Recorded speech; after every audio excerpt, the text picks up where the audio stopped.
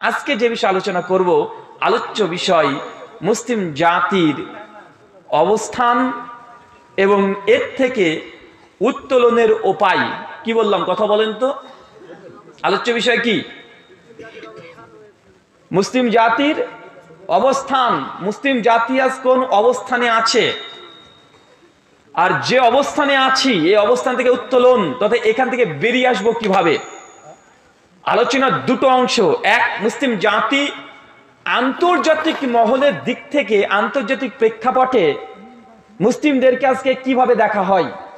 আর দুই, ধর্মীয় দিক থেকে মুসলিম জাতির অবস্থান।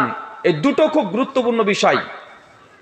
তবে আলোচনার পূর্বে আপনাদের দৃষ্টি আকর্ষণ করে বলতে চাই, যারা মনে করছেন প্রধান বক্তা এসেছে নিঃসন্দেহে অনেক সুর দিয়ে আলোচনা করবে, অনেক কোকিল কণ্ঠে আলোচনা করবে, আপনারা তাহলে অনেক অংশেই হতাশে বাড়িতে ফিরবেন। কেননা আমার আলোচনাতে আমি সুর দিই না। কথা বুঝতে পারছেন?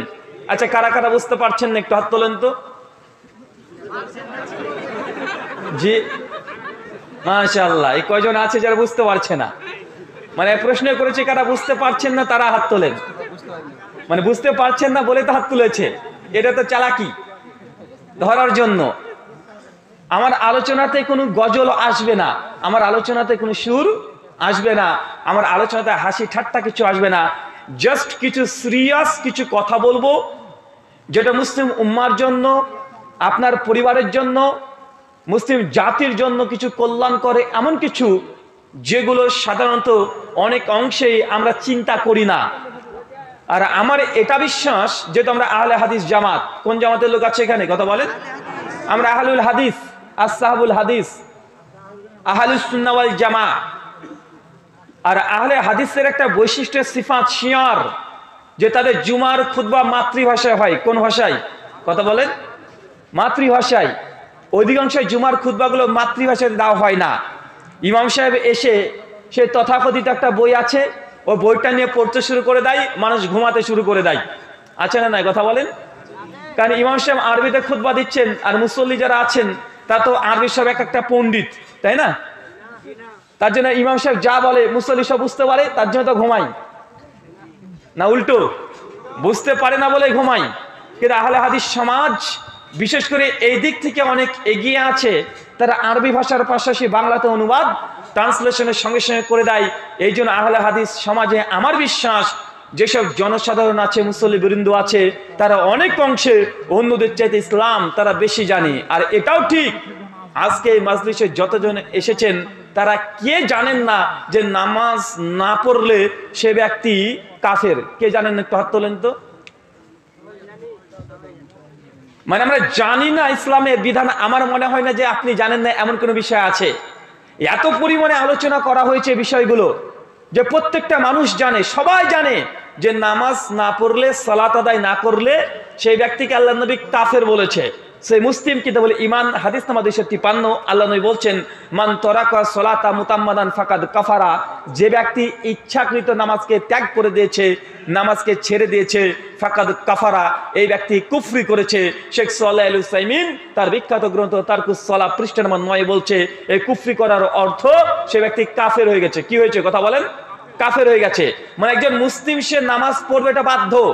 আর নামাজ যদি না পড়ে, আল্লাহ নবী বলছে সে কাফের হয়ে গেছে। কেমন কাফের? এর দৃষ্টান্ত আল্লাহ নবী দিয়েছেন।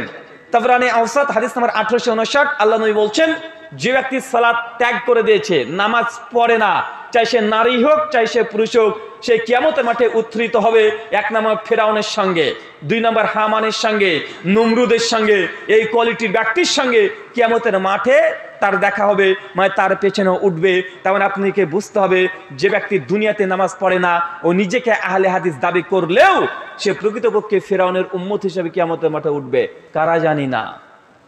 সুনান নাসাই হাদিস নাম্বার 666 সনদ হাসান, আল্লাহ নবী বলছেন, বান্দার বিচারের দিন কিয়ামতের মাঠে সবচেয়ে প্রথম যে হিসাবটা না হবে সেটার নাম কি? as-সালাত। কিসের? কথা বলেন। সালাত। যার সালাত তথা নামাজ আল্লাহ সন্তুষ্ট হয়ে যাবে, আল্লাহ সুবহানাহু ওয়া তাআলা তারপরে বলে তোমার হজটাকে দেখাও, তারপরে বলে যাকাতটাকে দেখাও, তারপর বলে দান সাদকাকে কি করেছে সেগুলো দেখাও, তারপরে বলে কুরবানিটাকে দেখাও। যার সালাত আল্লাহ খুশি করতে পারবেন না নামাজ দিয়ে, আল্লাহ সুবহানাহু ওয়া তাআলা অন্যান্য ইবাদতগুলোর দিকে দৃষ্টি দেবেন না। শেখ সালেহ আল উসাইমিন তারকুস সালাহ পৃষ্ঠা নম্বর 29 বলছে, যে ব্যক্তি নামাজে পাবন্দি নাই, নামাজ পড়ে না, এই ব্যক্তি যদি যাকাত দেয়, তার যাকাতটা ততক্ষণ আল্লাহ কবুল করবেন না যতক্ষণ না নামাজের হিসাব হয়। মানে নামাজ আল্লাহ খুশি তো যাকাতের মূল্য আছে, নামাজ যদি আল্লাহ খুশি হয়ে যায় দানের মূল্য আছে, নামাজ যদি আল্লাহ পেয়ে যায় সাদকার হিসাব নেবে, নামাজ যদি পেয়ে যায় কুরবানি করেছেন কি করেন না এই হিসাব আসবে। এখন আপনাকে আমার বলার উদ্দেশ্য এটা, ভাইজান আমরা মুসলিম কিন্তু আমরা নামাজ পড়ি না, আর নামাজ না পড়লে কি পরিণতি এগুলো আমাদের জানা আছে না নাই? কথা বলেন। আছে। গীবত করা যাবে না, গীবত করলে মৃত ভাইয়ের মাংস খাওয়ার ন্যায় পাপ করছেন। কারা কারা জানেন না? কথা বলেন। কে জানি না? যে ব্যক্তি গীবত করে, সমালোচনা করে, পরনিন্দা করে, চর্চা করে, কিয়ামতের মাঠে সে নিজের শরীরের মাংসগুলোকে একা একা বের করবার নিজে নিজে খেতে থাকবে। সুনান আবু দাউদ হাদিস নাম্বার 2429 সনদ হাসান। আমরা কে জানি না? আমরা সবাই জানি। আল্লাহ নবী বলছেন, কোন ব্যক্তি যদি কোনো ব্যক্তির একটা আল বোঝেন, আল মাঠের আল বোঝেন না ভাই, মাঠের সীমানা বোঝেন না? আল্লাহ নবী বলছে, কেউ যদি কোন ব্যক্তির আল বা সীমানাকে জবরদখল 1 বিঘত যদি দখল করে নেয়, কিয়ামতের মাঠে ওই মাঠ সম পরিমাণ, ওই জমি সম পরিমাণ আরো দ্বিগুণ, আরো 10 গুণ তার কাঁধের উপর চাপিয়ে দেওয়া হবে। সে কিয়ামতের মাঠে ওটা নিয়ে ঘুরতে থাকবে, আর মানুষ তাকে দেখবে আর তাচ্ছিল্য করবে। মানে এলাকার চেয়ারম্যান, মেম্বার, আপনি করা যদি জমি যদি আত্মসাৎ করে নেন, প্রতারণা বাটপারি করে নিয়ে নেন, কিয়ামতের মাঠে ওই জমি, ওই সম্পত্তি আপনার কাঁধে দিয়ে দেওয়া হবে, আর মানুষ আপনাকে দেখবে যে আপনি একজন প্রতারক। বা আমরা কারা কারা এই হাদিসটা জানি না? আমি আপনাকে আগেই বলেছি, আমরা আলেম ওলামা ওয়াজিন যারা আছি, আমরা এই কথাগুলো এত পরিমাণে বলেছি যে মানুষ জানে না এমনটা নয়। মুসলমানরা জানে তো জানে, হিন্দুরাও জানে। হিন্দুরাও তারা বলে যে ইসলাম ধর্মের সুদ খাওয়া হারাম। কেউ যদি জেনে বুঝে 1 টাকা সুদ খায়, 36 বার জেনা করলে যত পাপ হয়, ওই ব্যক্তি একাই তত পাপ করেছে। ভাই এই কথাগুলো কি নতুন? কথা বলেন। এগুলো কি নতুন? নতুন নয়। কেউ যদি 1 টাকা জেনে বুঝে সুদ খায়, মায়ের সঙ্গে জেনা করলে, বিয়ে করলে যত পরিমাণ পাপ করেছে, ওই ব্যক্তি বন্ধন থেকে লোন নিলে ওই ব্যক্তির সমপরিমাণ পাপ করেছে, পাপের সমান। মায়ের সঙ্গে জেনা করেছে মানে আপনি যদি বন্ধন থেকে লোন নেয়, ভাই এই কথাগুলো কি নতুন? কথা বলেন না। মানে আমরা জানি সবগুলোই। ঘুষ দেওয়া যাবে না, চুরি করা যাবে না, চুরি করলে সূরা মাইদার 38 নম্বর আয়াত, তার হাত থেকে কেটে বাদ দিয়ে দিতে হবে। কেউ যদি জেনা করে, অবিবাহিত ব্যক্তি, তাকে 100 বেত্রাঘাত মারতে হবে। বিবাহিত নারী পুরুষ যদি জেনা করে, তাকে একদম রাস্তার মধ্যে প্রকাশ্যে তাকে একদম দাফন করে দেবে, অর্ধবুক পর্যন্ত ইট ঢেল পাথর দিয়ে মারতে মারতে একদম মেরে ফেলতে হবে। সেই মুসলিম কিতাবুল হুদুদ হাদিস নাম্বার 2325 আল্লাহ নবী এই কথাগুলো বলেছে। ভাই এগুলো আমরা কারা কারা জানি না? আমরা সবই জানি। এই জন্য আপনাকে বলেছি যে মুসলমান জানে না এমন কোনো আহকাম, এমন কোনো হুকুম নেই। ইসলাম এটা নতুন কোনো দিন নয়। 1400 বছর ধরে যেইভাবে আছে, আজকের দিনে ওইভাবে আছে। বিন্দু পরিমাণে কেউ পরিবর্তন করতে পারবে? কথা বলেন না। তাই আজকের আলোচ্য বিষয় একটু ভিন্ন নিয়েছি। আলোচ্য বিষয় মুসলিম জাতির অধপতনের কারণ, এর থেকে উত্তোলনের উপায়। মানে মুসলিম জাতি সমস্ত কিছু জানে, কিন্তু তারপরেও গোটা বিশ্ব জগতে মুসলিম জাতি আজকে নির্যাতিত। বা নির্যাতিত কি নির্যাতিত নয়? কথা বলেন, আমার সঙ্গে কথা বলতে হবে। গোটা বিশ্ব জগতে কোনো ধর্মের অনুসারী যদি নির্যাতিত হয়, নিষ্পেষিত, লাঞ্ছিত, বঞ্চিত, পদদলিত, কোন ধর্মের অনুসারীটা? কোন ধর্মের? আমরা মুসলমানরা কোন হিন্দুকে দেখবে না তারা নির্যাতন হচ্ছে কোনো ব্যক্তি দ্বারা, কোন খ্রিস্টানকে দেখবেন না, কোন ইহুদিকে দেখবেন না। আমাদের মুসলিম, আমাদের অপরাধ এটাই। এই জন্য গোটা বিশ্ব জগতে আমরাই নির্যাতিত। গোটা বিশ্ব জগতে যে ধর্মের ধর্মগ্রন্থকে সবচেয়ে বেশি অবমাননা করা হয়, সবচেয়ে নিন্দা জানানো হয়, সে ধর্মগ্রন্থের নাম কি? কথা বলেন। আল কোরআন। কখনো কোনো নাস্তিককে দেখেছেন সারা গীতাকে নিয়ে তারা তুচ্ছ তাচ্ছিল্য করছে? কোন নাস্তিককে দেখেছেন? কোন খ্রিস্টানের ধর্মগ্রন্থ বাইবেলকে নিয়ে তুচ্ছ তাচ্ছিল্য করছে? কিন্তু মুসলমানদের কোরআনকে নিয়ে করা হয় কি হয় না? হয়। পৃথিবীতে এমন কোন ব্যক্তি নেই যার বিরুদ্ধে সবচেয়ে সমালোচনা করা হয়। তার নাম মুহাম্মদ রাসূলুল্লাহ সাল্লাল্লাহু আলাইহি সাল্লাম। প্রত্যেক বছরে দেবেন একটা করে ইস্যু আসে বহির্বিশ্ব থেকে, আমাদের নবীর উপরে তীব্র নিন্দা, প্রতিবাদ, নোংরামি ভাষা ব্যবহার করা হয় কি হয় না? হয়।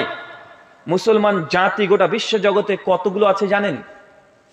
টাইমস অফ ইন্ডিয়া, আন্তর্জাতিক লেভেলের পত্রিকা, 2015 সালে 13 অক্টোবর পৃষ্ঠা নাম্বার 19-এ তারা বলছেন গোটা বিশ্ব জগতে মুসলমানরা আছে 170 কোটি। কত কোটি?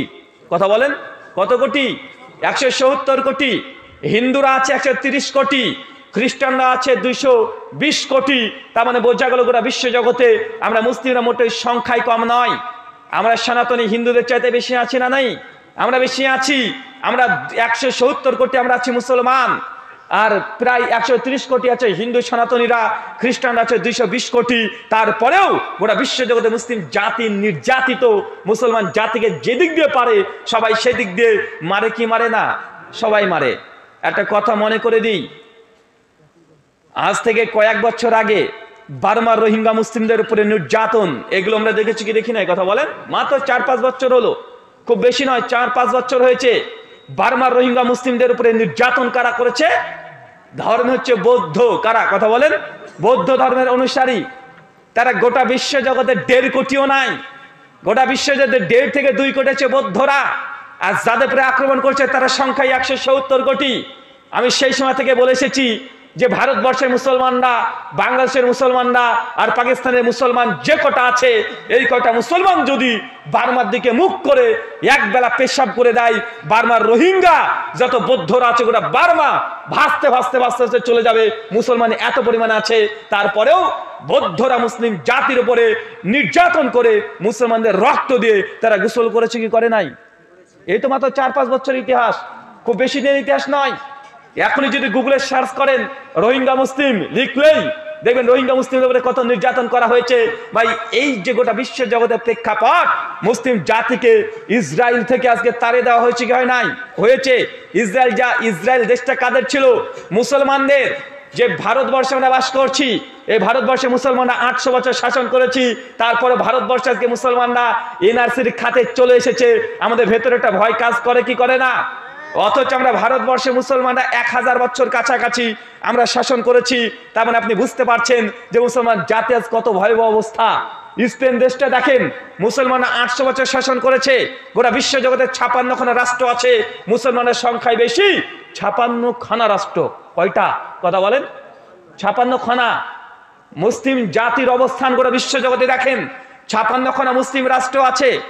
ইসরায়েল দেশ আমাদের মুসলমানদের ছিল, এখন ইহুদিরা দখল করে নিয়েছে। ভারতবর্ষ মুসলমানদের ছিল, হিন্দুরা দখল করে নিয়েছে। বার্মা ছিল মুসলমানদের, বৌদ্ধরা দখল করে নিয়েছে। কথা মানে বুঝতে পারছেন না? একটু যদি ভাবতেন, স্পেন দেশ মুসলমানদের, খ্রিস্টানরা দখল করে নিয়েছে। এতটুক যদি চিন্তা করতেন যে মুসলমান, আল্লাহ সাল্লাল্লাহু বলছে কুনতুম খায়রা উম্মাতিন উখরিজাত লিন-নাস, মুসলিম জাতিকে লক্ষ্য করে সূরা আলে ইমরান সূরা 3 আয়াত নাম্বার 110 আল্লাহ বলছেন কুনতুম খায়রা উম্মাতিন উখরিজাত লিন-নাস, যে অনেক মানুষের মধ্যে, তার মধ্যে মুসলমানদের মধ্যে থেকে একটা জাতিকে, একটা দলকে আল্লাহ বের করে নিয়েছে। উখরিজাত লিন-নাস, তারা খায়রুল নাস, সবচাইতে উত্তম ব্যক্তি। গোটা বিশ্ব জগতের ইতিহাস দেখলে কি মুসলমানদেরকে এখন উত্তম মনে হয় না? সবচেয়ে নির্বোধ মনে হয়, সবচেয়ে বোকা মনে হয়। যে কোনো দিক থেকে মুসলমান জাতের সব থেকে নিচে আছে। শিক্ষার দিক দিয়ে বলেন, বিজ্ঞানের দিক থেকে বলেন, যদি বলেন যে গোটা আন্তর্জাতিক রাজনীতির প্রেক্ষাপটে, তবুও সব দিক দিয়ে মুসলিম জাতি আজকে একদম নিচুর থেকে নিচুর তলাতে নেমে পড়েছে। কারণ কি জানা দরকার আছে না নাই? এটা তো মুসলমান জাতির অবস্থান। এ থেকে উত্তোলনের উপায় কি? জি, এই কথা আল্লাহর নবী আজ থেকে 1400 বছর আগে তিনি বলে গেছেন। সুনানে আবু দাউদ কিতাবুল ফিতান হাদিস নাম্বার 4299। আল্লামা নাসিরউদ্দিন আলবানী, শেখ শুয়াইব আরনাউত, হাফেজ জুবাইর আল-ইজাই, ইমাম হাজার আসকালানি হাদিসের সনদকে হাসান বলেছেন। আল্লাহ নবী বলছেন, শাওবান রাদিয়াল্লাহু তাআলা আনহু তিনি বলছেন, আল্লাহ নবীকে বলতে শুনেছি, অচিরেই তোমাদের মধ্যে এমন একটা পরিস্থিতি আসবে যেই সময়তে অমুসলিমরা, বেধর্মীরা, ইসলাম বিদ্বেষীরা মুসলিম জাতির উপরে এমন ভাবে আক্রমণ করবে যেমন ভাবে একটা ক্ষুধার্ত ব্যক্তি, একটা ক্ষুধার্ত বাঘ কোন খাবারের প্লেট দেখলে যে ঝাঁপিয়ে পড়ে, ওইভাবে খাবারের প্লেটে যেমন ঝাঁপিয়ে পড়ে মুসলিম জাতির উপরে অন্য বেধর্মীরা, ঠিক এইভাবে চতুর্দিক থেকে ঝাঁপিয়ে পড়বে। ভাই, হাদিসের বাস্তবতা পাচ্ছেন? কথা মনে বুঝতে পারছেন না? রাত হয়ে গেছে। আমি আগে বলেছি আমার আলোচনাতে কোনো গান থাকবে না, গজল থাকবে না, কৌতুক থাকবে না, হাসি থাকবে না। সিরিয়াস কিছু কথা বলবো, যে কথাগুলো মুসলিম জাতি আপনাকে জানা দরকার। নিজের চেহারাটাকে আয়নাতে মুখ দেখে দেখতে হবে। মুসলিম জাতি কখন আমরা এই অবস্থায় ছিলাম না। মুসলিম জাতি যখন যে জায়গাতে গেছে, যেই জায়গাতে গিয়েছে সেই জায়গা একজন স্বর্ণের রাজ্য বানিয়ে দিয়েছে। কিন্তু মুসলিম জাতি আজ গোটা দুনিয়াব্যাপী সবচেয়ে নোংরা হিসেবে চিত্রায়িত করা হচ্ছে। আল্লাহ নবীর হাদিসের দিকে আবার লক্ষ্য রাখেন। আল্লাহ নবী বলছেন, অচিরেই এমন একটা সময় পরিস্থিতি মুসলিম জাতির উপর দিয়ে আসবে, যেই সময় বেধর্মীরা, ইসলামের শত্রুরা তা মুসলিম জাতি করে এমন ভাবে ঝাঁপিয়ে পড়বে যেন ক্ষুধার্ত ব্যক্তি একটা খাবারের প্লেট দেখলে ঝাঁপিয়ে পড়ে, ঠিক ওইভাবেই সাহাবারা জিজ্ঞাসা করছে, ইয়া রাসূলুল্লাহ, সেই দিনে কি আমরা সংখ্যাতে কম থাকবো? আমরা কি সেই দিন একদম যৎসামান্য থাকবো আর কাফেরদের সংখ্যা বেশি থাকবে? আল্লাহ বলছে, জি না, সেই দিন তোমরা মোটেও কম থাকবে না, বরং তোমাদের সংখ্যা অজস্র হবে, কোটি কোটি হবে। তবে তোমরা যারা সংখ্যায় বেশি থাকলেও তোমরা হবে আবর্জনার মতো। কিসের মতো? কথা বলেন। আবর্জনার মতো। স্রোতের মধ্যে দেখবেন কিছু নোংরা ভেসে চলে যায়, আছে না নাই? আবর্জনা। আল্লাহ নবী বলছেন, তোমরা সংখ্যায় বেশি থাকবে তো সবগুলো থেকে আবর্জনা মতো, একদম শক্তিহীন, হৃদয় কোনো ইমান বলতে কিছু থাকবে না, একদম আবর্জনা, যেমন কোনো প্রয়োজন হয় না, এই আবর্জনা মতো থাকবে। আল্লাহ নবী তখন সঙ্গে সঙ্গে বলছে, এই কারণ উদ্দেশ্য করে বলছেন নবী যে হ্যাঁ, সেই সময়তে তোমাদের অন্তর থেকে কাফেরদের কোনো ভয় আল্লাহ সুবহানাহু ওয়া তাআলা তুলে নেবে, আর কাফেরদেরকে দেখে তোমরা ভয় করবে। কথা কি বুঝতে পারলেন না ভাইজান? বাস্তব আল্লাহ নবী বলছেন 1400 বছর আগে যে এই পরিস্থিতিতে কেন ঘটবে, কারণ কাফের যারা ইসলাম বিদ্বেষী মুসলমানকে দেখে ভয় তারা করবে না, বরং মুসলমানরা কাফেরদেরকে দেখে ভয় করবে। ভাই এমন সে পরিস্থিতি আছে না নাই? আছে না নাই? কখন আপনি ভয় করছেন এনআরসি হবে, কখন ওকে পাকিস্তানের তাড়িয়ে দেবে। গোটা বিশ্বের মুসলমান আজকে ভয় ভীত সন্ত্রস্ত। ট্রেনে উঠতে হলে ভয় করতে হয়। রাত্রিবেলাতে যদি আপনি মনে করেন ট্রেনে উঠবো, আগে আপনার দাড়ি থাকলে এই দাড়িটাকে ঘুরিয়ে নিতে হয়, বা আছে না নাই? কথা বলেন। মাদ্রাসা চালাবেন তাও ভয় করতে হয়, মসজিদ চালাচ্ছেন ভয় করতে হয়, পবিত্র কোরআন মাজিদ আপনি পড়বেন, মাসে প্রচার করবেন, তাতেও বাধা আছে না নাই? কথা বলেন। আছে। আল্লাহর নবী এই ভবিষ্যৎবাণী করে গেছেন যে এটা অচিরে ঘটবে, এটা কিয়ামতের একটা আলামত। আজকে জ্বলন্ত দৃষ্টান্ত আমরা দেখতে পাচ্ছি। এখানে তিনটে কথা গুরুত্বপূর্ণ। এক, মুসলমান জাতির সংখ্যায় বেশি হবে। এখন বেশি আছে না নাই? 170 কোটি। চারটেখানে ব্যাপার। 170 কোটি আমরা মুসলমান। মুসলমানের যে দেশ সেগুলো একটাও নেই, নামে শুধুমাত্র মুসলমান কিছু দেশ আছে। যেই সব দেশগুলো মুসলমানদের সবচেয়ে পাওয়ার বেশি ছিল, সেই দেশগুলোকে সবগুলো নিয়ে নিয়েছে অন্য কোন শত্রু, যেটা আল্লাহ নবী হাদিসে স্পষ্ট বলছে। দুই, সমাধান দিতে গিয়ে আল্লাহ নবী বলছে এরকম পরিস্থিতি কেন ঘটবে, কারণ আমার এই মুসলিম উম্মাহ দুটো ফিতনা, তাদের অন্তরে দুটো রোগ আছে, দুটো রোগ বৃদ্ধি পাবে, তার জন্য এই সমস্যা হবে। প্রথম যে রোগ, সে রোগের নাম কি বলেন তো ভাইজান? এই পরিস্থিতি ঘটার জন্য নরেন্দ্র মোদী দায়ী না, এই পরিস্থিতি ঘটার জন্য বুশ দায়ী না, এর জন্য মুসলমানদেরকে দায়ী করেছে আল্লাহ নবী। কাদেরকে দায়ী করেছে? মুসলমানরাই দায়ী। প্রথম কারণ হুব্বুদ দুনিয়া। মুসলমান জাতি দুনিয়ার প্রেমে মোহতে দুনিয়া দুনিয়া করে সবসময় ব্যস্ত থাকবে, যে আমার একতলা বাড়ি আছে, দুতলা বানাতে হবে, আমার একটা সাইকেল আছে, মোটর সাইকেল কিনতে হবে, আমার 4 চাকা আছে, 6 চাকার লরি কিনতে হবে, একটা দোকান আছে, দুটো করতে হবে। আছে না নাই? কথা বলেন।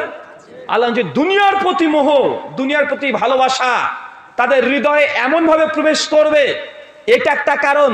এখন বলেন আমাদের গোটা বিশ্ব জগতে মুসলিম জাতির দুনিয়ার প্রতি মোহ, দুনিয়ার প্রতি ভালোবাসা আছে না নাই? জি। আর আল্লাহ নবী দ্বিতীয় কথা বলছে কারিয়াতুল মউত, আর মৃত্যুর প্রতি অনীহা। মুসলমান জাতি মরতে চাইবে না, মৃত্যুর কথা শুনলে ভয় পাবে। এই কথাটা আপনি বুঝতে পারছেন না যে মরতে কে না ভয় পায়? মরতে তো সবাই ভয় পাই, আমরা সবাই জান্নাত যেতে চাই, তো মরতে আমরা ভয় পাই। আছে না নাই? এখন মুসলমানদেরকে জিজ্ঞেস করেন জান্নাত যেতে চাই? জি হ্যাঁ। মরতে না, খুব ভয়, মরবো না তো জান্নাত যাব। বা এটা হতে পারে, মরবো না তবে জান্নাত যাব। আল্লাহ নবী এই দুটো কারণ বলেছে, একটা দুনিয়ার প্রতি ভালোবাসা, দুনিয়ার প্রতি মোহ, আর মৃত্যুর প্রতি ভয়। আপনাকে একটু আলাদা জায়গা থেকে ঘটনাটাকে ক্লিয়ার করি। আল্লাহ নবীর এই কথা বলার উদ্দেশ্য, মৃত্যুর প্রতি মুসলমানদের ভয় কেন বেশি করছে, আর মুসলমানরা কি আসলে মৃত্যুতে ভয় করে? একজন ইহুদি গবেষক আছে, তার নাম হচ্ছে উইলিয়াম ফান্ডার। তার একটা বই পড়ছিলাম, সে মারাত্মক কিছু মুসলমানদের সাইকোলজি নিয়ে গবেষণা করেছে, মুসলমানদের চিন্তা নিয়ে। তার কারণ এটা, মুসলমানরা আল্লাহ নবীর জামানা থেকে আজ পর্যন্ত যতগুলো যুদ্ধ করেছে, যত যুদ্ধ করেছে, আল্লাহ নবীর জামানা থেকে সাহাবীদের জামানা, খলিফা রাশেদা পর্যন্ত, ইসলামিক খলিফা তন্ত্র পর্যন্ত, আব্বাসী খেলাফত পর্যন্ত প্রায় 119 খানা যুদ্ধ হয়েছে। কয়টা কথা বলেন? প্রায় 119 খানা। ইহুদি গবেষক সমস্ত যুদ্ধগুলো নিয়ে, মুসলিমদের যুদ্ধ নিয়ে গবেষণা করেছে, রিসার্চ করেছে। গবেষণা করার মূল কারণ হচ্ছে এটা, ওই ইহুদি পণ্ডিত বলছে মুসলমানরা আজ পর্যন্ত যত যুদ্ধ করেছে তার অধিকাংশ 99% যুদ্ধে মুসলমানরা বিজয় লাভ করেছে। কারা কথা বলেন? ভালো করে শুনবেন কথাটা। ইহুদিদের গবেষণা মুসলমানদের মগজ নিয়ে দেখেন, বলছে মুসলমানরা আজ পর্যন্ত যত যুদ্ধ করেছে, যেখানে যুদ্ধ করেছে মুসলমানরা জিতে যায়, ওরা হারে না। শতকরা 99%-এর কাছাকাছি। ইহুদি পণ্ডিত তখন চিন্তা করছে যে মুসলমানরা কেন জিতে। তখন মুসলমানদের সৈনিক দেখতে শুরু করেছে, মুসলমানদের যুদ্ধে আর্মি কতজন থাকে, তাদের অস্ত্র কত থাকে। তো সমস্ত এখন হিসাব করে দেখছে যে অধিকাংশ যুদ্ধে মুসলমানরা সংখ্যায় কম। কি কথা বলেন? সংখ্যায় কারা কম? মুসলমান না। মুসলমান আর্মি কম, মুসলমানদের সৈনিক কম, মুসলমানদের অর্থনৈতিক দিক থেকেও তারা কমা, তাদের অস্ত্রের দিক থেকেও কমা। তারপরে মুসলমানরা কেন জিতে যায়, একটা প্রশ্ন আছে না নাই? কথা বলেন। কখনো চিন্তা করেছেন? বদরের যুদ্ধে মুসলমানরা 313 জন, কাফেররা হাজার হাজার। মুসলমানদের সৈনিকের চাইতে কাফেরদের সৈনিক বেশি, মুসলমানদের ক্ষমতার চাইতে কাফেরদের ক্ষমতা বেশি, মুসলমানদের অস্ত্রের চাইতে তাদের সামরিক অস্ত্র তাদের বেশি। শুধু এই বদরের যুদ্ধে নয়, অধিকাংশ যুদ্ধে মুসলমানদের এমনই ঘটেছে, সংখ্যায় কম, অস্ত্রের কম, তারপরে জিতে যায়। ইহুদি পণ্ডিতের মাথায় এই চিন্তা দীর্ঘদিন ধরে কাজ করেছে। ও বলছে আমি দীর্ঘ 10 বছর ধরে এই যুদ্ধ নিয়ে, মুসলমানদের সাইকোলজি নিয়ে আমি পড়াশোনা করেছি। তাই মুসলমানদের হিস্ট্রি পড়েছি, ইতিহাস পড়েছি, সমস্ত পড়ে আমি এই সিদ্ধান্তে উপনীত হয়েছি মুসলমানের সংখ্যায় কম হলেও তারা কেন জিতে যায়। দুটো কারণ বলেছে। প্রথম কারণ যে মুসলমানরা মৃত্যুকে ভয় করে না। কথা বুঝাতে পারলাম না, আর একটু খুলে বলি। মুসলমানরা মৃত্যুকে ভয় করে না। ইহুদি পণ্ডিতের চিন্তা রাখেন, উনি বলছেন এইভাবে, কারণ একজন মুসলমান সৈনিক যোদ্ধা যখন যুদ্ধের ময়দানে যায় শত্রুপক্ষকে, প্রতিপক্ষকে হারানোর জন্য, সেই সময় তার অন্তরে কাজ করে, যদি আমি যুদ্ধে মৃত্যুবরণ করি আমি মুজাহিদ, আমার জন্য জান্নাত অবধারিত, আমি মৃত্যুর সঙ্গে সঙ্গে জান্নাত কোথায় থাকবো এটা আমি দেখতে পাবো। তো মুসলমান মুজাহিদ যখন যুদ্ধে অংশগ্রহণ করে, সেই সময় পৃথিবীর কোনো লালসা থাকে না, পৃথিবীর কোনো মোহ থাকে না, কোনো পাওয়ারের চিন্তা থাকে না, কোনো ক্ষমতার চিন্তা থাকে না, টাকার চিন্তা থাকে না। তার অন্তরে একটাই কাজ করে, আমি যুদ্ধে যাই যেন আমি মৃত্যুবরণ করি। এই জাতিকে কিভাবে হারানো যায়? যে জাতি যুদ্ধে মৃত্যুবরণ করার জন্য আল্লাহর কাছে দোয়া করে যে আল্লাহ আমাকে তুমি শহীদ হিসেবে কবুল করো, আল্লাহ আমি যুদ্ধে যাচ্ছি যে বাড়িতে ফিরে আসতে না পারি, আল্লাহ তুমি আমার মৃত্যু দাও, আমি যেন ওদেরকে হত্যা করতে পারি, আমি যেন যুদ্ধে জিতে যাই। তো যে জাতি সবসময় মৃত্যু কামনা করে, যে মৃত্যুকে ভয় করে না, এই সৈনিককে, এই আর্মিকে পৃথিবীর কোন ক্ষমতা আছে যে তাকে পরাস্ত করতে পারে? কথা কি কঠিন হচ্ছে? যে মানুষ নিজের জীবনের মায়া করে না, পরোক্ষভাবে তিনি বলছেন। আর মুসলমানদের প্রতিপক্ষ যেসব আর্মিরা থাকে, এরা যুদ্ধ কেন করতে যায়? এদের উদ্দেশ্য দুনিয়াবি উদ্দেশ্য। হয় তারা বড় একটা পাওয়ার পেয়ে যাবে, বড় র্যাঙ্ক অর্জন করবে, অথবা টাকা বেশি পাবে, অথবা তার সম্মান বৃদ্ধি পাবে। তো দুনিয়াতে যেসব মুসলমানের বিরুদ্ধে আক্রমণ করেছে সেসব সৈনিক আর্মিরা, তারা যুদ্ধ করে এই কারণে যে তার র্যাঙ্ক বাড়বে, মান সম্মান বাড়বে, অর্থনৈতিক দিক থেকে সাপোর্ট পাবে, সরকারের দৃষ্টিগোচর হবে। কিন্তু তার অন্তরে একটা ভয় কাজ করে, আমি যে যুদ্ধে যদি মৃত্যুবরণ করি, আমার পেছনে সংসার আছে, আমার বাবা আছে, আমার মা আছে, আমার সন্তান আছে, আমার স্ত্রী আছে, তাদেরকে কে দেখবে? এই যে তাদের অন্তরে একটা দুনিয়ার টান আছে না নাই? কথা বলেন। দুনিয়ার টান আছে। ওই ইহুদি পণ্ডিত বলছে মুসলমানরা সংখ্যায় কম হলে জিতে যাওয়ার মূল কারণ হচ্ছে তারা এটাই যে তারা মৃত্যুকে ভয় করে না, বরং মৃত্যুকে তারা হাসি মুখে গ্রহণ করে। তারা মৃত্যুই চায়। যে জাতি মরতে চায় তাকে আর কি দিয়ে ভয় দেখাবেন? কারিয়াতুল মউত। আল্লাহ নবী বলেছে কিয়ামতের একটা আলামত হচ্ছে এটাই যে মুসলিম জাতি মরতে ভয় পাবে, মরাকে সে অপছন্দ করবে, সে মরতে চায় না। 50 বছর 60 বছরের চাচাকে জিজ্ঞেস করেন, চাচা আপনি কি মরতে চান? না না, মরতে চায় না। মানে আরো কিছুদিন বাঁচতে চাই, আছে না নাই? আছে। আপনাকে এই দুটো কথা দিয়ে কঠিনভাবে বোঝানোর চেষ্টা করছি, গুরুত্ব দিয়ে আপনি পয়েন্টটাকে বোঝেন। আমাদের অন্তরের মধ্যে যে কলুষিত আছে এটা অন্তত দূর হয়ে যাবে। এক, ইহুদি পণ্ডিতের গবেষণা এটা এত সূক্ষ্ম, এই গবেষণা মুসলমানদের করা দরকার ছিল। আমরা মুসলমান করিনি। আমাদের মগজ নিয়ে, আমাদের ব্রেন নিয়ে, আমাদের ইতিহাস নিয়ে অমুসলিমরা গবেষণা করে এই কথা বলছে। তবে তাদের এই গবেষণা মনে হচ্ছে যে ভালোই তো করেছে ইহুদি পণ্ডিত। গবেষণাটা ভালো না ভাইজান? গবেষণা তো ভালো, আমাদের প্রশংসা করেছে। কিন্তু এই গবেষণা মুসলিম জাতির উপকারের জন্য করেনি, মুসলমানকে পরাস্ত করার জন্য, মুসলমানকে দুনিয়াকে ধ্বংস করার জন্য এই গবেষণা করেছে। কারণ এই গবেষণা করার পরে সে সিদ্ধান্ত নিয়ে বলছে অতএব মুসলিম জাতিকে যদি দুনিয়া থেকে সরে দিতে হয়, মুসলিম জাতিকে যদি ধ্বংস করতে হয়, তাহলে এই জাতির সঙ্গে কখনো তরবারি দিয়ে যুদ্ধ করে, সামরিক যুদ্ধ করে এই জাতিকে কখনো পরাস্ত করা যাবে না। কেন? যারা ইসলামের ইতিহাস পড়েছেন, যারা ভারতের ইতিহাস পড়েছেন, চীনের ইতিহাস পড়েছেন, ইউরোপ কান্ট্রির ইতিহাস পড়েছেন, চেঙ্গিস খানের নাম শুনেন নাই? চেঙ্গিস খান, হালাকু খান নাম শুনেছি কি শুনি নাই? শুনেছি। চেঙ্গিস খান আর হালাকু খান মুসলমান জাতি করে এমন নির্যাতন করেছে, মুসলিম জাতিকে হত্যা করে রক্ত দিয়ে একদম সমুদ্রের মতো পানিকে লাল করে ছেড়ে দিয়েছিল। সেই সময় মুসলমান আলেম ওলামারা মনে করছে যে ইয়াজুজ মাজুজের বংশধর চেঙ্গিস খান এত পরিমাণে মুসলিম জাতিকে লাখ লাখ, একদিনে লাখ লক্ষাধিক মানুষকে হত্যা করেছে চেঙ্গিস খান, হালাকু খান। সেই সময় সালাউদ্দিন ইউসুফি রহিমাহুল্লাহর মতো মুজাহিদ ব্যক্তি এসে চেঙ্গিস খান, হালাকু খানের মতো ব্যক্তিদেরকে ধ্বংস করে দিয়ে পুরো বিশ্ব জগৎ থেকে হারিয়ে দিয়েছে। তার জন্য ইহুদি পণ্ডিত বলছে যে জাতি চেঙ্গিস খানের মতো ব্যক্তিকে হারিয়ে দেয়, যে চেঙ্গিস খান রাতারাতি পুরো বিশ্বের অর্ধেক জয় করে ফেলেছিল, তারপরে মুসলমানদের সঙ্গে যুদ্ধ পারেনি, তো এই জাতিকে কিভাবে আপনি যুদ্ধ করে অস্ত্র দিয়ে ভয় দেখিয়ে আপনি নিয়ে আসতে পারবেন না। এই জাতিকে যদি ধ্বংস করতে হয় অন্য কিছু পরিকল্পনা করতে হবে, তরবারি দিয়ে জাতিকে ধ্বংস করা যাবে না। এই জন্য তারা বলছে গোটা বিশ্বের যারা আন্তর্জাতিক বিষয়গুলো নিয়ে গবেষণা করেন, যুদ্ধ দুই রকমের হয়। কয় রকমের? কয় রকমের? দুই রকমের। এক, অস্ত্র দিয়ে যুদ্ধ, এখানে প্রচুর টাকা লাগে, মানুষ মৃত্যুবরণ করে, একটা দেশ ক্ষতিগ্রস্ত হয়, একটা দেশের সামরিক বাহিনীর উপরে প্রচুর পরিমাণে অর্থ ব্যয় করতে হয়। আর একটা যুদ্ধ আছে বুদ্ধিভিত্তিক লড়াই। কোনটা কি বললাম বলেন তো ভাই? বুদ্ধিভিত্তিক লড়াই, ইন্টেলেকচুয়াল ওয়ার। গোটা বিশ্ব জগতে আর একটা যুদ্ধ বুদ্ধিভিত্তিক লড়াই, মানে বুদ্ধি দিয়ে একটা জাতিকে ধ্বংস করে দেওয়া। এটাতে অর্থ লাগে না, সামরিক বাহিনী লাগে না, এটাতে লাগে শুধু বুদ্ধি।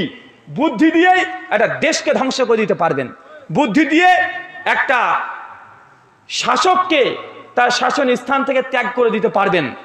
এবং এই জন্য এই যুদ্ধের জন্য লম্বা একটা সময় লাগে। কি লাগে কথা বলেন? লম্বা একটা সময় লাগে। তাৎক্ষণিক এই যুদ্ধ করা যায় না, তাৎক্ষণিক এই আদর্শকে ধ্বংস করা যায় না। এই জন্য ইহুদিদের তারা স্পষ্ট হয়ে লিখছে তাদের বইয়ে, তাদের বই তারা স্পষ্ট হয়ে লিখছে। যারা জায়নিস্ট প্রসঙ্গে পড়েছেন তারা জানেন, তারা পরিষ্কারভাবে লিখছে যে মুসলিম জাতিকে যদি ধ্বংস করতে হয় তাহলে এখনকার প্রজন্মকে টার্গেট করার দরকার নেই, বরং আগামী যে প্রজন্ম আছে তাদেরকে টার্গেট করো, বুদ্ধিভিত্তিক লড়াই দিয়ে তাদেরকে পরাস্ত করে দিতে হবে। অনেকগুলো তারা নিয়ম বলেছে মুসলমান জাতিকে ধ্বংস করা। এখন প্রশ্ন আসতে পারে মুসলমান জাতির পুরে তাদের এত রাগ কেন? আসে কি আসে না কথা বলেন? ইহুদিরা কেন আমাদেরকে এত রাগ করে কেন? ইহুদিরা কেন আমাদের শত্রু? একটা প্রশ্ন আসে কি আসে না? আমরা সবসময় শুনে আসি যে ইহুদিরা মুসলমানদের শত্রু, ইহুদিরা মুসলমানদের শত্রু, বারবার শুনে আসছি। কেন শত্রু জানার দরকার আছে। ইহুদিরা আসলে মুসলমানদের ভাই। কি বললাম বলেন তো ভাই? ইহুদিরা মুসলমানদের গোত্রীয় ভাই। কিভাবে? নবী ইব্রাহিম আলাইহিস সালাম নাম শুনেছি? নবী ইব্রাহিমের দুইজন স্ত্রী ছিল। কয়জন? দুইজন। একটা হচ্ছে হাজেরা আর একটা হচ্ছে সারা। সারা হচ্ছে বিয়ে করা স্ত্রী আর হাজের হচ্ছে দাসী। যখন সারার গর্ভে কোনো সন্তান আসছে না, নবী ইব্রাহিমের বয়স প্রায় 100 পার হয়ে যাচ্ছে, থেকে যাচ্ছে, যখন কোনো সন্তান হচ্ছে না, আর নবী ইব্রাহিম বারবার দোয়া করে, রব্বি হাবলি মিনাস সলিহিন, আল্লাহ আমাকে একটা নেক সন্তান দাও। আল্লাহ সন্তান দেয় না। বয়স কত হয়ে গেছে? কথা বলেন। 100 বছর হয়ে গেছে। যদি হচ্ছে মুসলমানদের বিয়ে হয়েছে 4 বছর পার হয় নাই, বাচ্চা হচ্ছে না, অনেক মুসলমান পীরের দরবারে চলে গেছে, আছে না নাই? কথা বলেন। কোথায় যাবে কোথায় আসে এর কোনো হুঁশ নেই। 4 বছর হয়ে গেছে, বাচ্চা হচ্ছে না, হুজুরের কাছে গেছে, হুজুরের তাবিজ দেন, হুজুরের কাছে হয়নি, লোকাল হুজুর চলে গেছে একদম পাথর চাপড়ি, চলে গেছে খাজা মঈনুদ্দিন চিশতির মাজারে, গিয়ে বলছে চাদর চড়াচ্ছে, মোমবাতি জ্বালাচ্ছে, বিভিন্ন রকমের কার্যকলাপ করে সে বাচ্চা নেওয়ার জন্য চেষ্টায় আছে। অথচ নবী ইব্রাহিম তার 100 বছর হয়ে গেছে, কোনো সন্তান আসে না। ওই সময়তে সারা মানে ইব্রাহিমের স্ত্রী, তার একটা দাসী ছিল, নাম হচ্ছে হাজেরা। হাজেরার সঙ্গে নবী ইব্রাহিমের বিয়ে দিয়ে দিল। কার সঙ্গে বিয়ে দিল? এই চিহ্নটা একটু ভালোভাবে লক্ষ্য করেন। নবী ইব্রাহিম তিনি হচ্ছেন নবী, তার বিয়ে করে স্ত্রীর নাম হচ্ছে সারা, আর তার দাসীর নাম হচ্ছে হাজেরা। যখন হাজেরের সঙ্গে বিয়ে হয়ে গেল, কিছুদিন পর একটা সন্তান হলো, তার নাম হচ্ছে ইসমাইল। কি নাম? ইসমাইল। ইসমাইল কিন্তু কোনো আরবি শব্দ না, এটা মূলত হিব্রু, ইব্রানি। কারণ ইসমাইল আলাইহিস সালাম, নবী ইব্রাহিম, এরা মূলত প্যালেস্টাইন তথা ইসরায়েলের অধিবাসী, যেনার ভাষা ছিল মূলত আরবি। আর নবী ইসমাইল প্রথম, তিনি বিশুদ্ধ আরবি ভাষা তিনি চর্চা করেন। কোরআন মাজিদে একাধিক জায়গাতে এই কথা উল্লেখ আছে। ইসমাইল হিব্রু ভাষার বাংলা করলে হয় আল্লাহ শুনেছেন। কি কথা বলেন? ইসমাইল মানে কি? আল্লাহ শুনেছেন। কেন? ওই জন্য নবী ইব্রাহিম বারবার দোয়া করতেন, রব্বি হাবলি মিনাস সলিহিন, আল্লাহ নেক সন্তান দাও, নেক সন্তান দাও, নেক সন্তান দাও। আল্লাহ 100 বছরে শুনেছে, এই জন্য তার নাম ইসমাইল, মানে আল্লাহ শুনেছেন। তার মানে হাজেরার গর্ভের যে সন্তান তার নাম হচ্ছে ইসমাইল। কিছুদিন পরেই সারার গর্ভের সন্তান চলে আসে। আল্লাহর এটা মুজিজা। এতদিন ধরে সন্তান হয় নাই, কিন্তু যখনই হাজেরার সঙ্গে বিয়ে হয়েছে, ইসমাইলের জন্ম হয়েছে, তার কয়েক বছর পর সারার গর্ভের সন্তান চলে আসে আলাইহিস সালাম। তার সন্তান হয়, তার নাম হয় ইসাহাক। কি নাম বললাম? কি নাম? ইসাহাক। তার মানে বোঝা গেল বাবা একটা, মা দুটো, আর দুটো নবী, দুই মায়ের গর্ভ থেকেই। ইসমাইল নবী, ইসাহাক নবী। ইসাহাক আলাইহিস সালামের আরেকজন সন্তান হলো, তার নাম হচ্ছে ইয়াকুব। কি নাম? কি নাম? ইয়াকুব। ইয়াকুব আলাইহিস সালামের 12টা সন্তান হলো। কয়টা? 12টা। এই 12 সন্তানকে বলা হয় বানি ইসরাইল। কি বলা হয়? ইয়াকুবের 12 সন্তানকে কি বলা হয়? বানি ইসরাইল। এই বানি ইসরাইল থেকেই আসে ইহুদি এবং খ্রিস্টান। কারা আসছে? বানি ইসরাইল অনুসারী কারা? ইহুদি এবং খ্রিস্টান। মানে নবী ইব্রাহিমের স্ত্রী সারার বংশসূত্রে যারা এসেছে তারা হচ্ছে ইহুদি আর খ্রিস্টান। আর একটা স্ত্রী থেকে গেল হাজেরা, হাজের সন্তান নাম ইসমাইল। ইসমাইলের বংশ থেকে আসছে আমাদের নবী মুহাম্মদ রাসূলুল্লাহ সাল্লাল্লাহু আলাইহি সাল্লাম। তার মানে হাজেরার গর্ভ থেকে কারা আসছে? আমরা মুসলমানরা। আর সারার গর্ভ থেকে কারা আসছে? ইহুদি এবং খ্রিস্টানরা। তার মানে বাপ একটা, মা দুটো, ধর্ম 3টা। এই কথাটা ক্লিয়ার হচ্ছে না ভাইজান? তার মানে বোঝা যাচ্ছে বাপ একটা, মা দুটা, ধর্ম 3টা। ইহুদিরা গোটা বিশ্ব জগতে সবচেয়ে বেশি বুদ্ধিমান। কারা? ইহুদিরা। তাদের চিন্তা শক্তি, আজকে আমরা যেটা চিন্তা করছি ওরা 100 বছর আগে সেটা চিন্তা করা হয়ে গেছে। ওরা এত অ্যাডভান্স। আমরা যেটা 100 বছর পরে চিন্তা করব, ইহুদিরা সেটা আজকের দিনে চিন্তা করছে। তারা এত বুদ্ধিমান। প্রশ্ন আসতে পারে এরা এত বুদ্ধিমান কেন? আর তার জ্বলন্ত বাস্তবতা দেখতে পাচ্ছেন। ইহুদিরা গোটা বিশ্বজগৎকে এমনভাবে কন্ট্রোল করেছে, এই খপ্পর থেকে এক ধাপ আপনি যেতে পারবেন না। যত আপনি ইহুদিদেরকে শত্রু মনে করেন, ইহুদিদেরকে গালি দেন, যাই করেন না কেন, ইহুদিদের খপ্পর থেকে এক ধাপ আপনি বাইরে যেতে পারবেন না। সকালে ঘুম থেকে উঠে প্রথম আমরা কাজ কি করি? কোন কাজটা করি ভাই? আমরা ব্রাশ করি, কলগেট করি না ভাই? ব্রাশ করি, কোন কলগেট ব্যবহার করেন? Close up. কাদের তৈরি? ক্লোজ আপ কাদের ব্র্যান্ড? ইহুদি। সকালে যে চা না খেলে দিন শুরু হয় না, কারা আবিষ্কার করেছে? ইহুদিরা। একটু পরে টিভি দেখবেন, আপনার ছেলে কাদাকাটি করছে, টিভিটা চালিয়ে দিচ্ছেন, কার্টুন দেখছেন, কি চ্যানেল? Cartoon network. মালিক কে? ইহুদি। আপনি হলিউডের সিনেমা দেখবেন, কোন চ্যানেল দেখতে ভালোবাসেন? HBO। মালিক কে? ইহুদি। আপনি জন্তু জানোয়ার এইসব চ্যানেলগুলো দেখবেন, কোন চ্যানেল দেখেন? National Geography. কাদের চ্যানেল? ডিসকভারি। কাদের চ্যানেল? ইহুদি। আপনি অসুস্থ হয়েছেন, হসপিটালে গিয়েছেন, হসপিটাল ডাক্তার প্রথমেই আপনাকে একটা ইনজেকশন দেয়, এই সিরিজ কাদের আবিষ্কার? ইহুদিদের। মেডিকেল সায়েন্সের অধিকাংশ, মেডিকেল সায়েন্সের আল্ট্রাসোনোগ্রাফি থেকে শুরু করে যত রকমের আছে তার 85% সবগুলো ইহুদিদের আবিষ্কার। বলে তাকে বাদ দিয়ে আপনি চলতে পারবেন? কথা বলেন। এমন কোন জায়গা নেই তারা হস্তক্ষেপ করেনি, এমন কোন জায়গা নেই। প্রত্যেকটা জায়গাতে বুদ্ধিভিত্তিক লড়াই। আপনার ছেলে তো কাদাকাটি করছে, আপনি কার্টুন নেটওয়ার্ক দিয়ে বসে রেখেছেন ঘন্টার পর ঘন্টা, কিন্তু আপনার সন্তানকে কার্টুনের মধ্যে কি যে ঢুকাচ্ছে এটা আপনি এখন বুঝতে পারবেন না, 20 বছর পরে বুঝবেন। মনে করছেন ইহুদিরা আপনার ঘরে ঢুকতে পারেনি? আপনার ঘরের মধ্যে ঢুকে পড়েছে। বুদ্ধিভিত্তিক লড়াই আগে বলেছি, খুব সূক্ষ্ম, একদম কৌশল। এটা একদিনকার চিন্তা নয়। তারা 50 বছর ধরে আপনার ছেলেকে আমাকে টার্গেট করবে যে কিভাবে তাদের চিন্তাগুলোর মধ্যে পরিবর্তন করা যায়। আপনি তো কার্টুন নেটওয়ার্ক নিয়ে বসিয়ে দিয়েছেন, কিন্তু আপনার ছেলে যে কি করছে, তাকে আস্তে আস্তে কি পুশ করছে কার্টুনের মাধ্যমে, এটা আপনি এখন বুঝতে পারবেন না। আপনি পাবজি খেলছেন, ফ্রি ফায়ার খেলছেন, মানুষকে কিভাবে তাদের ব্রেনটাকে তাদের দিকে নিয়ে যাচ্ছে, এটা তখনই বোঝা যায়। চিন্তা করে দেখেন ভাই, ইসরায়েলের কোনো ক্রিকেট টিম আছে? ভলি টিম আছে? ফুটবল আছে? কেন ইসরায়েলরা কি খেলতে পারে না? ওদেরকে ক্রিকেট খেলার যোগ্যতা নাই? ওদের কি ভলি খেলা, ফুটবল খেলার যোগ্যতা নাই? গোটা বিশ্ব জগতে দেখেন, কিছুদিন আগে ওয়ার্ল্ড কাপ ফিফা হলো, গোটা বিশ্ব জগৎকে মাতিয়ে রেখেছে কি রাখে নাই? কথা বলেন। রাত ভোর খেলা দেখতে ব্যস্ত। কিন্তু ইসরায়েল এত পাওয়ার, এত ক্ষমতাসীন দেশ, ওরা কিন্তু টিভির পেছনে সময় দেবে না। আপনি যে সময় তার টিভি দেখছেন, ওরা সেই সময় জ্ঞান বিজ্ঞান চর্চা করছে কিভাবে গোটা বিশ্ব জগৎকে হাতে নেওয়া যায়। আপনি খেলা দেখতে ব্যস্ত।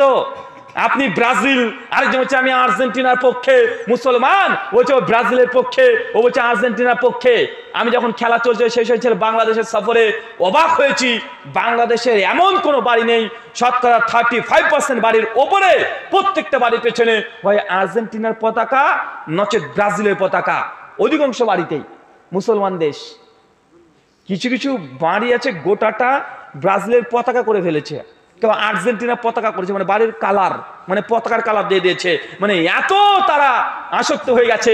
আমি তো সেই সময় বলছিলাম, আপনাকে বলছি যে আপনি যত ব্রাজিল ভক্ত হন না কেন, যুবক তুই যতই আর্জেন্টিনার ভক্ত হও না কেন, তুই যতই মেসির ফ্যান হও না কেন, তুই আজকেই তোর পাসপোর্টটা যদি অ্যাপ্লাই করে যে ব্রাজিলে যাবে, তোমার নাম যখন দেখবে মুসলিম, পাছায় লাথি মেরে তোর পাসপোর্ট ছিঁড়ে বের করে দেবে। কথা আপনি বুঝতে পারলেন না।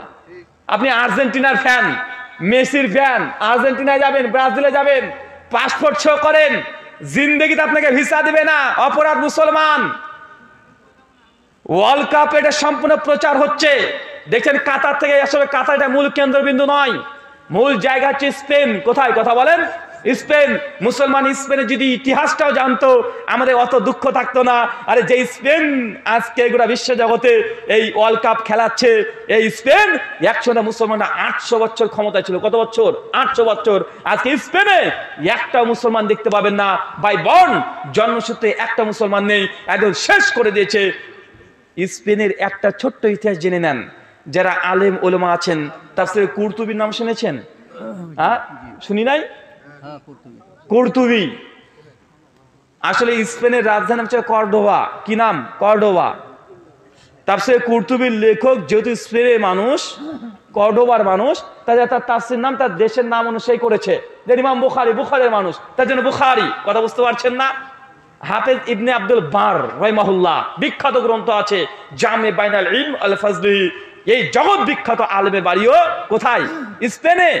স্পেন একসময় মুসলমানের জ্ঞান অর্জনের জায়গা ছিল, জ্ঞান অর্জনের মূল কেন্দ্রবিন্দু হচ্ছে স্পেন।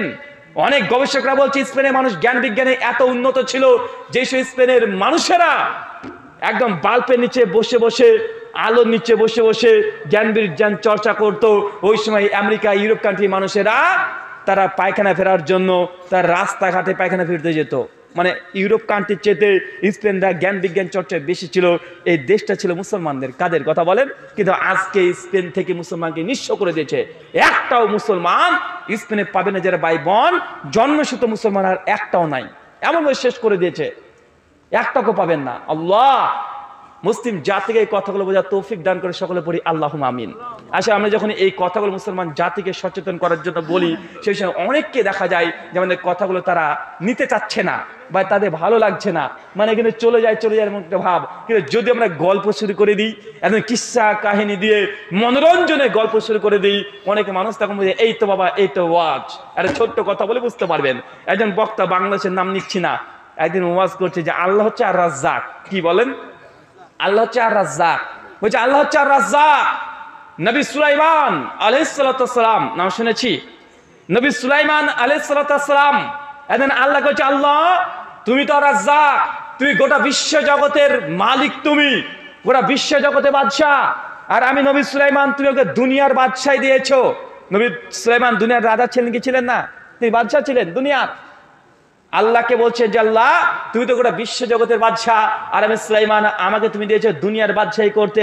তো আল্লাহ আমি চাচ্ছি একদিন তোমার গোটা সৃষ্টি জগতের যত প্রাণী আছে একটা বছর আমি তাদেরকে খাওয়াবো, মানে মেহমান দারিত্ব করাবো, আমি তাদেরকে জিয়াফত দিয়ে খাওয়াতে চাই। ভাই এই ঘটনা শুনেছি কি শুনি নাই? আমরা শুনেছি।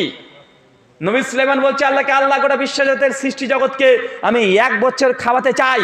আল্লাহ তখন সুলাইমানকে, সুলাইমান সম্ভব নয়, পারবে না, আমার সৃষ্টি জগৎ অনেক বড়, তাকে খাওয়াতে তুমি পারবে না। নবী সুলাইমান বলছে আল্লাহ যদি এক বছরের জন্য না পারি তাহলে এক মাসের জন্য দাও। আল্লাহ বলছে সুলাইমান তবুও পারবে না। সুলাইমান বলছে আল্লাহ এক মাস না পারলে এক সপ্তাহ দাও। আল্লাহ বলছে না পারবে না। আল্লাহ একদিন দাও, তবুও পারবে না। আল্লাহ এক বেলা দাও, মানে জাস্ট দুপুর বেলায় খাওয়াবো, একটা টাইম দাও। আল্লাহ বলছে সুলাইমান তবু সৃষ্টির জগৎকে তুমি খাওয়াতে পারবে না।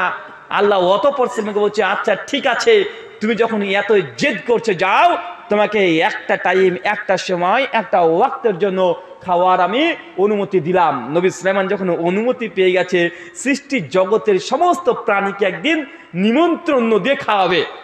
সঙ্গে সঙ্গে সুলাইমান নবী অনেক পাওয়ারফুল ব্যক্তি ছিলেন, জিনদেরকে তিনি বশ করতে পারতেন, জিনরা তার কথা শুনতো। কথা বুঝতে পারছেন? নবী সুলাইমান সঙ্গে সঙ্গে ডাকছে, জিনদের বাদশা আমার সামনে আসো। জিনদের বাদশারা চলে এসেছে, এসে তখন বলছে আমি সৃষ্টির জগৎকে একটা দিন আগামীকাল খাওয়াবো, অতএব আসমানে যত পাখি আছে, জঙ্গলে যত প্রাণী আছে, সমস্ত প্রাণীগুলোকে ধরে নিয়ে এসো, জবাই করো আর রান্না করতে শুরু করে দাও, আর যত সৃষ্টির জগৎ আছে তাদেরকে নিমন্ত্রণ দিয়ে দাও। সবাই তখন জিনগুলো গিয়ে সৃষ্টি জগৎকে নিমন্ত্রণ দিয়ে দিয়েছে।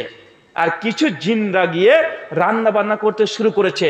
রান্না করে করে এত পরিমাণে রান্না করেছে, রান্না যখন কমপ্লিট দেখছে প্রায় 50 থেকে 60 কিলোমিটার শুধু যেদিকে তাকায় খাবার আর খাবার, মাংস, ভাত, পোলাও, বিরিয়ানি সব খাবার রান্না করে ফেলেছে। কত কিলোমিটার? 50-60 কিলোমিটার। কত দূর বুঝতে পারছেন? এখান থেকে আপনাদের মালদা কত কিলোমিটার? প্রায় 100-এর কাছাকাছি। আর এখান থেকে যদি কিষানগঞ্জ যান কত? প্রায় 50-60 কিলোমিটার হবে না ভাই? প্রায় 50-60 কিলোমিটার কিষানগঞ্জ। নবী সুলাইমান জিনদেরকে দিয়ে এত খাবার রান্না করেছে, যেদিকে তাকায় সেদিকে খাবার। 50 থেকে 60 কিলোমিটার যখন খাবার রান্না কমপ্লিট করেছে, নবী সুলাইমান তো বাঘ খুশি, আরে সর্বনাশ, এত খাবার! আল্লাহ বলছে আমি খাওয়াতে পারবো না, এত খাবার প্রস্তুত হয়ে গেছে। সঙ্গে সঙ্গে নবী সুলাইমান তখন বলছেন এবারে একে একে যাদেরকে দাওয়াত দেওয়া হয়েছে, আল্লাহ তুমি সবাইকে পাঠাও। আল্লাহ তখন পাঠিয়েছে কাকে? সমুদ্র থেকে একটা তিমি মাছ হাঁ করে উঠে চলে এসেছে, এসে হাঁ করে বসে আছে। সুলাইমানকে বলছে সুলাইমান দাও, খেতে দাও, ক্ষুধা লেগেছে। সঙ্গে সঙ্গে সুলাইমান বলছে, এই মাছ তুই পানির তলে যায়, এখনো তোর সময় হয় নাই। মাছ বলছে, আমি লাইন টাইন মানি না, আমার খিদা লেগেছে, তাড়াতাড়ি খেতে দেন, আপনি হচ্ছে আজকে মেজবান, আমি আপনার মেহমান, আমার ক্ষুধা লেগেছে, দ্রুত খেতে দেন। সঙ্গে সঙ্গে সুলাইমান নবী করেছেন কি, জিনকে বলছে, জিন এই মাছকে খেতে দাও। জিন করেছে কি, কিছু মাংস নিয়ে মাছের মুখে মেরেছে, যখন মাছের মুখটাতে মেরেছে আর টুক করে গিলে এক ঢোকে খেয়ে নিয়েছে। তারপরে বলছে আরো দাও। সঙ্গে সঙ্গে ওই মাছকে জিন আরেকটু মাংস দিয়েছে, আবার টুক করে গিলে খেয়ে নিয়েছে। একটু বার দেখছে খেয়ে চলে যায়, একটা গোটা ছাগল তুলে মাছের মুখে মেরে দিয়েছে, টুক করে গিলে খেয়ে নিয়েছে এক ঢোকে। এরপরটা গরু গোটা দিয়ে দিয়েছে, ওটাকে এক ঢোকে খেয়ে নিয়েছে। যা দেয় এক লুকমাতে খেয়ে নেয়। নবী সুলাইমান আলাইহিস সালাম তখন বলছে, আরে মাছ, তোর যতটুকু তোর প্রয়োজন তুই খেতে শুরু কর, এই খাবার থাকলো তুই খেতে শুরু করে দে। মাছ করেছে কি, হাঁ করে এক লুকমাতে 50 কিলোমিটার যত খাবার ছিল একদম খেয়ে ঢেকুর তুলে বলছে, সুলাইমান আরো দাও। এক লুকমাতে খেয়ে ঢেকুর তুলে বলছে আরো দাও, আমার এখনো ক্ষুধা নিবারণ হয় নাই, আমার এখনো খিদে পেয়ে আছে, তাড়াতাড়ি আমাকে খেতে দাও। নবী সুলাইমান বলছে, বলে কি রে, গোটা সৃষ্টি জগতের জন্য খাবার আমি তৈরি করলাম, আর এক মাস একাই খেয়ে বলছে খিদে এখনো মিটে নাই। সঙ্গে সঙ্গে তুমি মাস নবী সুলাইমানকে বলছে, সুলাইমান তুমি আজকে আমাকে দাওয়াত দিয়েছো, তুমি আজকে রিজিকের দায়িত্ব নিয়েছো, আমার রিজিক দাতা আল্লাহ, আর তুমি আজকে রিজিকের দায়িত্ব নিয়েছো, কিন্তু দায়িত্ব নিয়ে আমাকে তুমি ক্ষুধার্ত অবস্থায় আমাকে তুমি অপমান করছো, তুমি আজকে রিজিকের দায়িত্ব সম্পন্ন করতে পারো নাই। আমি আমার রব আল্লাহকে গিয়ে বলবো, আল্লাহ নবী সুলাইমান আমাকে আজকে একদম ক্ষুধার্ত অবস্থায় রেখেছে, আল্লাহ তোমার কাছে অভিযোগ করলাম। যখন তিনি মাস এই কথা বলে পানির মধ্যে চলে গেছে, নবী সুলাইমান আলাইহিস সালাম সে সিজদায় লুটিয়ে পড়ে তখন বলছে, আল্লাহ তুমি রাজ্জাক, তুমি রাজ্জাক, তুমি রাজ্জাক। নবী সুলাইমান তখন বিশ্বাস করলেন আল্লাহ সত্যিই রিজিক দাতা। মাশাআল্লাহ, সুন্দর না ভাইজান? অনেক সুন্দর না ঘটনা? নবী সুলাইমান আর মাছের ঘটনা। যে কথা বললাম প্রথম থেকে শেষ পর্যন্ত গোটাটাই মিথ্যা, বানানো গল্প। বুঝতে পারলেন না? মানে আপনি এতক্ষণ ভাবছেন হুজুর বলে কোরআনের আয়াত বলছে বা কোরআনে আছে ঘটনা, না কোরআনে ঘটনা নাই। তাহলে হাদিসে আছে, হাদিসেও নাই। তাই জয়ীফ কোন হাদিসে আছে, জয়ীফ হাদিসেও নাই। তাই জাল হাদিস মৌজু কোন হাদিসে ঘটনা নাই। তাহলে নিঃসন্দেহে তাফসিরে আছে, না তাও নাই। ইসলামী রিওয়ায়েতে আছে, তাও নাই। কোথায় আছে? হুজুররা বানিয়ে বানিয়ে তৈরি করেছে আপনাদের জন্য। কেন? কারণ শ্রোতা হয়ে গেছে অমনটা, যে তাকে কোনো কথা যথার্থভাবে কোরআন সুন্নাহ দিয়ে বলা হয় সেগুলোতে তার মন, তার আত্মা তৃপ্তি পায় না, যতক্ষণ একটা ঘটনা গল্প আকারে আপনারা মনোরঞ্জনের জন্য একটু বাড়িয়ে চড়িয়ে রং লাগিয়ে যতক্ষণ না বলছে আপনাদের তৃপ্তি আসে না। তাই বক্তারা এই ঘটনা প্রথম থেকে শেষ পর্যন্ত গোটাটাই জাল তৈরি করেছে। এটা কোরআন হাদিসের কথা না, এমনি আপনাকে খুশি করার জন্য বলে বক্তারা। আপনি মনে করছেন বাবা এই তো এতক্ষণ ঘটনা, মানে যখন আমি এই ঘটনা বলছিলাম মানুষের মুখের দিকে তাকাচ্ছিলাম, একদম একদম মনোযোগ দিয়ে শুনছে, ভাবছে কি নাকি এই তো ছিল কোথায়, ছিল কোথায়। এরকম অজস্র মিথ্যা কথা হাদিসের নামে, কোরআন আয়াতের নামে, তাফসীরের নামে অজস্র কথা আমাদের সমাজে এখনো আছে, আছে না নাই? আর কয়েকটা বলবো। একজন হুজুর ওয়াজ করছে কি দিয়ে? বলছে ফাতেমা রাদিয়াল্লাহু তাআলা আনহা একদিন বাড়িতে আছে, আল্লাহ নবীর কন্যা ফাতেমা, আর তার সন্তানের নাম হাসান আর হোসাইন। দুজন কানাকাটি শুরু করে দিয়েছে, কাঁদছে খাওয়ার জন্য। আর ফাতেমা সালাত আদায় করেছে, নামাজ পড়েছে, এখন তসবিহ গণনা শেষ হয়নি, তসবিহ গুনছে, আর সন্তানরা কাঁদাকাটি শুরু করেছে। বাড়িতে কোনো কিছু খাবার নেই, করেছে কি কিছু চাল নিয়ে সে জাতা দিয়ে পিষতে শুরু করেছে। এখন পিষেই যায় আর এখানে তসবিহ গুনেই যায়। হঠাৎ করে ফাতেমা তারও মানে কঠিন ক্ষুধা পেয়ে গেছে, সে ক্ষুধাতে ঘুমিয়ে পড়েছে। একজন ব্যক্তি উম্মে আইমান নামক একজন নারী, সে গেট থেকে এই ঘটনা দেখেছে। দেখার পরে কিছুক্ষণ পর দেখছে যে ফাতেমা সে ঘুমন্ত অবস্থায় নিচে পড়ে গেছে, হাসান হোসেনে ঘুমাচ্ছে, কিন্তু জাঁতাটা একা একা ঘুরছে। কথা বুঝতে পারলেন না? জাঁতা একা একা ঘুরছে, আর হাসান হোসেন দোলনাতে আছে, কে যেন দোলনাটাকে বারবার দোল দিচ্ছে। বা এই ঘটনা জানি কি জানি না, অনেকেই ওয়াজিরা খুব সুন্দর করে মা ফাতেমার ওয়াজ লিখলে পেয়ে যাবেন, কত সুন্দর করে বলে, মানে একবার তাদের যা টান, ওই টান আমরা দিতে পারি না। যেমন ফাতেমা চললো একদম কিষানগঞ্জ এক টানে, আল্লাহ নবী বলেছেন, তা থামছে না, আছে না নাই? এরপরে বলছে আল্লাহ নবীর কাছে ঘটনা গিয়ে বলছেন উম্মে আইমান, যে আল্লাহ নবী আপনার মেয়ের বাড়িতে গিয়ে দেখছি হাসান এবং হোসেন ক্ষুধার্ত কাঁদছে, এমতো অবস্থায় হাসান হোসেনকে ফাতেমা একটা দোলনাতে দোল দিয়ে দিচ্ছে, আর ফাতেমা নিজের তসবিহ গণনা করছে আর জাতা পিসছে। হঠাৎ ফাতেমা সে ঘুমিয়ে যায়, অচেতন হয়ে যায়, পড়ে যায়। কিন্তু আমি দেখছি যে জাতাটা ঘুরে যায় আর দোলনাটা দোল খেলতে থাকে। তো ইয়া রাসূলুল্লাহ, এই ঘটনার বিবরণ কি, এই ঘটনা কি হবে? আল্লাহ নবী তখন বলছে যে উম্মে আইমান, আসলে তুমি যেটা দেখেছো এটা ঠিক। আসলে আল্লাহ ফাতেমার প্রতি এত খুশি যে আসমান থেকে ফেরেশতা পাঠিয়ে দিয়েছে, ফেরেশতা জিবরাইল আর ফেরেশতা মিকাইলকে। তুমি যেটা দেখছো জাতা ঘুরছে, ওটা আসলে জিবরাইল ফেরেশতা ঘোরাচ্ছে আর মিকাইল দোল দিচ্ছে। আর মানুষ বলছে সুবহানাল্লাহ, গোটাটাই মিথ্যা কথা। আছে না নাই কথা বলেন? গোটাটাই, প্রথম থেকে শেষ পর্যন্ত গোটাটাই মিথ্যা কথা। তবে হ্যাঁ, এই শীতের মৌসুম, এখন শীতকাল না ভাই, শীতকাল। ইবনে ওমর রাদিয়াল্লাহু তাআলা বলছেন শীতকাল হচ্ছে মুমিনদের জন্য গনিমত। গনিমত বুঝেন? যুদ্ধবিহীন সম্পত্তি পাওয়া। গনিমত কোনটাকে বলা হয়? গনিমত কোনটা? যে যুদ্ধে গিয়েছেন, যে সম্পত্তি পেয়েছেন, এটাকে বলে গনিমত। আর শীতকাল মুমিনদের জন্য গনিমত। কেন? ব্যাখ্যা দিতে গিয়ে বলছেন কারণ শীতকালের রাত হয় অনেক লম্বা। শীতকাল রাত বেশি হয় না ভাই, কথা বলেন? 5টার দিকে সন্ধ্যা লেগেছে, ফজর হবে 5টার দিকে, ক ঘন্টা হলো? ক ঘন্টা? 12 ঘন্টা। এখন 7:30টার মধ্যে এশার নামাজ কমপ্লিট হয়ে যায়। চাইলে আপনি 8:30টার মধ্যে এখন বিছানায় ঘুমিয়ে যেতে পারবেন। 9টা পারবেন কি পারবেন না, কথা বলেন? 9টা থেকে পরিপূর্ণ ঘুমানোর পরেই আপনি যদি চান যে তাহাজ্জুদের নামাজ পড়বো, হাসান বসরি রাহমাতুল্লাহ বলছেন যে শীতকাল মুমিনদের জন্য ইবাদতের মৌসুম কাল। যদি বান্দা যদি চাই তার রাত্রিবেলা উঠে সে দীর্ঘক্ষণ ধরে তাহাজ্জুদের দাঁড়িয়ে থাকতে পারবে, দীর্ঘক্ষণ কোরআন তিলাওয়াত করতে পারবে। আর দিনের বেলায় এই শীতের সময়তে যারা মুমিন তারা বেশি বেশি রোজা রাখতে পারবে। কারণ শীতের সময়তে রোজা হচ্ছে অস্ত্রবিহীন যুদ্ধে জিতে যাওয়া। অস্ত্রবিহীন যুদ্ধে জিতে যাওয়া মানে এখন 5টার দিকে আপনার ফজর, আর আপনারা এখন ইফতার করছেন কটার সময়তে? শীতের সময়তে কোনো কষ্ট হয়, কথা বলেন? শীতের সময় কষ্ট হয়। এই জন্য ওলামা মাশায়েখ তারা বলছে শীতের সময় মুসলমান মুমিনদের জন্য এটা একটা গনিমত। কারণ এই সময়তে কষ্টবিহীন মানুষ অনেক বেশি ইবাদত করতে পারে। আর শীতের সময়তে মানুষ তাহাজ্জুদ নামাজ যখন পড়তে ওঠে তার একাগ্রতা একটু বেশি আসে। গরমের সময় ঘাম গরম বা আছে না নাই, কথা বলেন? গরমের সময় ঘুমাতে ঘুমাতে রাত্রি 12টা 12:30 1টা বেজে যায়। 3:30টার দিকে আবার কি ফজরের ওয়াক্ত, 2 ঘন্টা 2.5 ঘন্টা না ঘুমাতে আবার ফজরের ওয়াক্ত চলে আসে কি আসে না? চলে আসে।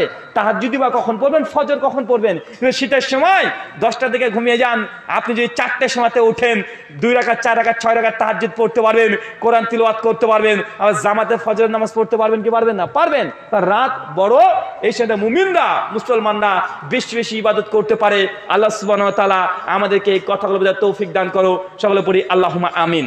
সম্মানিত শুধু আপনি যে কথা বলতে চাচ্ছিলাম যে গোটা বিশ্ব জগতে মুসলিম জাতিকে ধ্বংস করার জন্য এখন যে যুদ্ধ চলছে সে বুদ্ধিভিত্তিক লড়াই। কি লড়াই, কথা বলেন? বুদ্ধিভিত্তিক লড়াই। যেমন গোটা বিশ্ব জগৎ ইহুদিরা দখল করে নিয়েছে, প্রত্যেকটা জায়গাতে দখল করে নিয়েছে। ছোট্ট একটা কথা বলি, এবার গুরুত্ব দিয়ে শুনবেন, যে আজ থেকে 100 বছর পর কি হবে এটা ইহুদিরা আজকে চিন্তা করছে।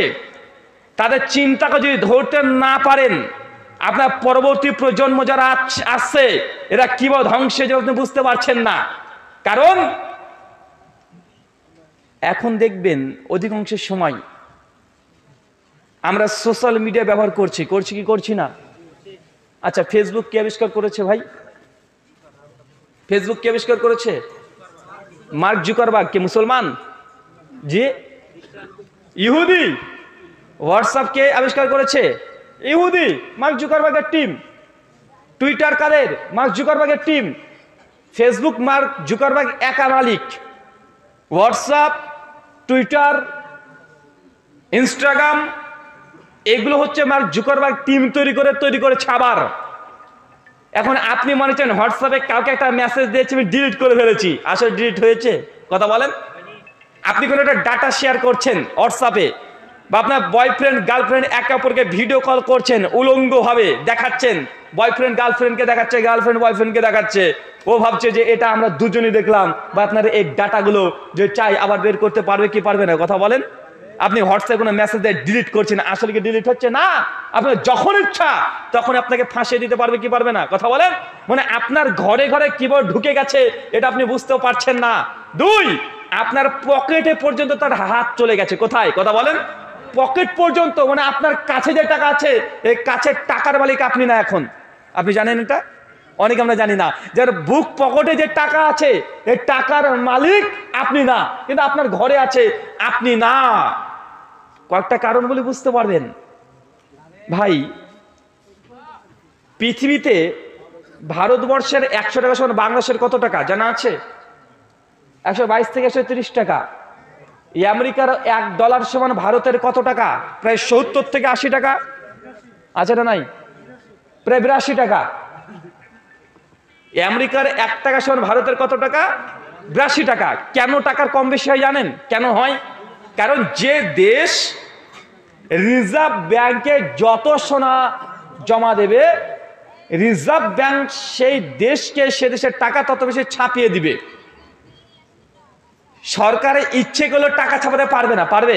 মোদিজি যদি চায় এখন লাখ লাখ টাকা ছাপাবে, কোটি কোটি টাকা ছাপাবে, পারবে? পারবে না। টাকা ছাপানোর জন্য কি করতে হবে? রিজার্ভ ব্যাংকে আগে সোনা দিতে হবে। কি দিতে হবে? স্বর্ণ জমা দিতে হবে। যত কুইন্টাল স্বর্ণ দিবেন ওই স্বর্ণের মাপ অনুযায়ী তখন আপনাকে পারমিশন দেবে, আপনি এত টাকা ছাপান। আমেরিকা বেশি সোনা দিয়েছে, তার টাকার দাম বেশি। সৌদি তার চেয়ে একটু কম দিয়েছে, তাদের তার টাকার দাম একটু কম। ইন্ডিয়া আরো কম দিয়েছে, তার জন্য আরো কম। বাংলাদেশ আরো কম দিয়েছে, আরো কম। মানে টাকার মূল বাড়ছে কমছে কিসের কারণে? কথা বলেন। সোনার কারণে। তার মানে বোঝা যাচ্ছে রিজার্ভ ব্যাংক কাদের আন্ডারে, কারা পরিচালনা করে? ইহুদিরা। গোটা রিজার্ভ ব্যাংকের মালিক হচ্ছে ইহুদিরা। তাদের কাছে আছে গোটা পৃথিবীর সোনা। আর আমাদের কাছে আছে কি? আমাদের কাছে আছে কি? আমরা ইহুদিদিকে এই পকেট থেকে, ঘর থেকে বের করে সোনা দিচ্ছি, আর ইহুদিরা আমাদের হাতে কি দিচ্ছে? কাগজের টাকা। কি দিচ্ছে বলেন তো ভাই? কাগজের টাকা আমাদের হাতে দিয়ে দিচ্ছে, দিচ্ছে না ভাই? কথা বলেন। আমরা পকেট থেকে যত দেশের সোনা সব ইহুদিদেরকে দিয়ে দিচ্ছি। সোনা হচ্ছে এই আসের সম্পত্তি, এর দাম কখনো কমবে না, সবসময় বাড়বে। আমরা দিয়ে আসলাম কুইন্টাল খানিক সোনা, আর আমাদেরকে দিচ্ছে কুইন্টাল খানিক কাগজ। বা কাগজের কোনো মূল্য আছে? ইহুদিরা যদি মনে করে আজকেই রাত্রি আপনার বাড়িতে কোটি কোটি টাকা আছে, সবগুলোকে বাতিল করে দিতে, ভাই পারে কি পারে না? পারে। মোদিজি আজ থেকে 5-7 বছর আগে 500 টাকা, 1000 টাকা, 100 টাকা নোটকে বাতিল করেছে কি করে নাই? তা আপনার বাড়িতে যে টাকাগুলো ছিল সেই টাকাগুলো তখন কাগজ হলো না টাকা হলো? কথা বলেন। কাগজের টাকা যখন আপনার কাছে ছিল 1000 টাকার নোট, 500 টাকার নোট, সরকার একবার বলে এটা ব্যান করে দিলাম, বাতিল করে দিলাম, তো ভাই বলুন তো আমাদের টাকা তখন কোনো মূল্য থাকে? আর কোনো মূল্য থাকে না। আপনি আবারও বুঝেন যে আমরা সবাই মিলে ইহুদিদিকে সোনা দিচ্ছে, তার সোনার পাহাড় করে ফেলছে, আর অপরদিকে আমাদের হাতে কাগজ দিয়ে দিচ্ছে। এই কাগজের কোনো মূল্য আছে? না। তারপরেও তাদের চিন্তা যে না, এটা করলেও গোটা বিশ্বকে দখল করা সম্ভব নয়। কেন? মানুষ তাদের টাকা দিয়েও কিছু ক্রয় বিক্রয় করতে পারে। মানে টাকা যদি থাকে তাহলে তো আমার বাড়িতে অনেক সময় থাকে, থাকে না ভাইজান? থাকে। এই জন্য নতুন একটা প্রযুক্তি, সেটা হচ্ছে ইলেকট্রনিক মানি। আছে না নাই? ইলেকট্রনিক মানি বোঝেন চাচা? চাচার বুঝতে কষ্ট হচ্ছে। চাচা, ইলেকট্রনিক মানি হচ্ছে এটা, এই যে দেখবেন আপনার এখন নাতি আপনার বেটা মোবাইলে বেচা কেনা করে, আছে না? Phone pay, Google pay, Amazon pay, মানে কোনো কিছু কিনবেন দোকান থেকে, কত টাকা হয়েছে? 595 টাকা। মোবাইল নাম্বার দিয়েছে, টুকটুক করে মেরে দিচ্ছে। আছে না নাই? আছে। এই যে ইলেকট্রনিক মানি। এখন বর্তমান কারেন্সি, এখন কাগজের টাকাও নাই, এখন কি হয়ে গেছে? Mobile money. শুধুমাত্র সংখ্যা দেখতে পাবেন। মানে ভাইজান আপনার কত টাকা আছে? মানে একটা জমি বিক্রি করেছেন, দাম কত? 10 লাখ টাকা। মোবাইল নাম্বার দিয়ে দিয়েছেন, সঙ্গে সঙ্গে টুকটুক করে ঢুকে দিল, আপনি দেখলেন হ্যাঁ হ্যাঁ 10 লাখ টাকা আছে। আচ্ছা, টাকা আছে না সংখ্যা আছে? মানে সংখ্যা দেখে আপনাকে খুশি থাকতে হবে। আগে তো 10 লাখ টাকা পেতেন, পকেটে থাকতো। এখন কি দেখছেন? মোবাইলের সংখ্যা, যে 10 লাখ আছে, 12 লাখ আছে, 20 লাখ আছে, 1 কোটি আছে। মানে আগে টাকাও বাড়িতে রাখতে পারতেন, এখন যা আছে টাকা মানে মোবাইলের সংখ্যা, 1 2 3 4 এরকম ভাবে সংখ্যা ছাড়া কিছু নাই। এখন আপনার কাছে আমার প্রশ্ন, এই যে গোটা বিশ্ব জগতে ব্যাংকিং সিস্টেম কারা পরিচালনা করছে? কারা? ইহুদিরা। এই মোবাইল যে অ্যান্ড্রয়েড ভার্সন ব্যবহার করছেন মালিক কারা? মাইক্রোসফট কোম্পানি মালিক কে? মাইক্রোসফট কোম্পানি মালিক কে? ইহুদিরা। অ্যান্ড্রয়েড সেটের মালিক কে? অ্যান্ড্রয়েডের মালিক কারা? ইহুদিরা। মানে আপনি এই মুহূর্তে বসে আছেন, একটা জ্বলন্ত দৃষ্টান্ত দিয়ে বুঝতে পারবেন। ব্যাংকে গিয়েছেন টাকা তুলতে, আপনার ব্যাংকে আছে 55,000 টাকা, নিজের টাকা জমা দিয়েছে লাইন দিয়ে। একটুবার গিয়েছেন টাকা তুলতে, ব্যাংকের মালিক বলছে না এখনো হবে না। কেন? লিংক নেই। কি নাই? আরেকটু পর গেছেন, কি লিংক এসেছে? না না লিংক এসেছে তো সার্ভার ডাউন। আচ্ছা না নাই কথা বলেন, সার্ভার নাই বা সার্ভার ডাউন, কাজ করছে না। আপনারই টাকা আপনি তুলবেন, লিংক নাই, সার্ভার ডাউন। আপনি কিভাবে মনে করছেন আপনি যত টাকা, যখন গোটা বিশ্ব জগৎকে তারা কন্ট্রোল করে ফেলতে পারবে, কাগজের টাকাটা বাদ দিয়ে দিতে পারবে, আর সবাই যখন মোবাইল মানি ইউজ করবে, ইন্টারনেট ব্যাংকিং এর মাধ্যমে মোবাইল মানি ইউজ করবে, যদি ইসরায়েলিরা চায়, ইহুদিরা যদি চায়, 1 সেকেন্ডে গোটা বিশ্ব জগতে সার্ভার ডাউন করে আপনার অ্যাকাউন্টকে বন্ধ করে দিতে সময় লাগবে? কথা বলেন। এ টাকার মালিক কে? আপনি মনে করছেন আপনি? না, আপনার বাড়ির পকেট পর্যন্ত হাত দিয়ে দিয়েছে। ওদের সূক্ষ্ম বুদ্ধি দেখেছেন? এখন ধরতে পারছেন না। 50 বছর যাক, 20 বছর যাক, মানে আপনি পরিশ্রম করে টাকা উপার্জন করবেন, রাখবেন কোথায়? কাগজ নাই। কাগজের টাকা থাকলে যে কোনো সময় তা ব্যান করে দিতে পারে। যে কোনো সময় কাগজের টাকা উঠে যাচ্ছে আর উঠে যাবে, এটা থাকবে না, খুব বেশি দিন থাকবে না। কারণ কারেন্সি সবসময় চেঞ্জ হয়েছে। আগে মানুষ কি দিত?